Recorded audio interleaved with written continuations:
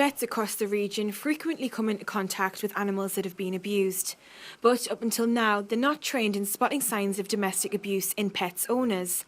But Northumbria Police have teamed up with charities Medics Against Violence and Crime Stoppers to raise more awareness of the issue.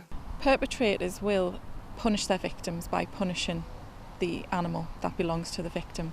So, for example, I know of one victim who, if she went out of the house, she would come back and her pet dog would be cowering in the corner. Now, it's usually the victim that will then take the animal to the vet, should they need treatment.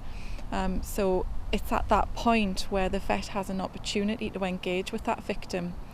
So what we're talking to the vets about is recognising the signs of abusive behaviour, which I'm sure vets do anyway, but making that link to domestic abuse and perhaps broaching that subject when they feel it's appropriate with the victim. Vets are now being encouraged to talk to their clients if they suspect they may be being abused, something which Zoe Muldoon feels very strongly about. Get animals in that are either not very well fed, or their coats are very unkempt, or they're dirty, and I have to say that sometimes when you get the family in, I worry almost as much about the children in the family who also look unfed and unkempt and dirty, and I do worry about what's going on at home.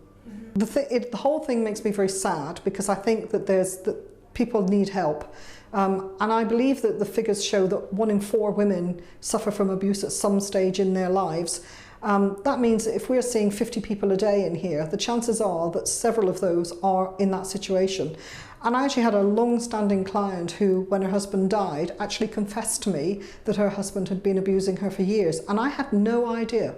I mean, certainly it didn't show in her animals. Her animals were very, very well kept. But it's only now that she admits that it was going on.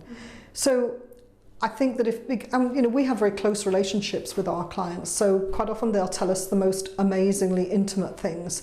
And I think that we have clients where we have the sort of relationship that if we just gave them a very small door to ask us for help, I think as long as we can have that information, then I think it's a really useful thing for the whole scheme. But is it the responsibility of the vet who are there to care for the animals to in turn look out for the owner?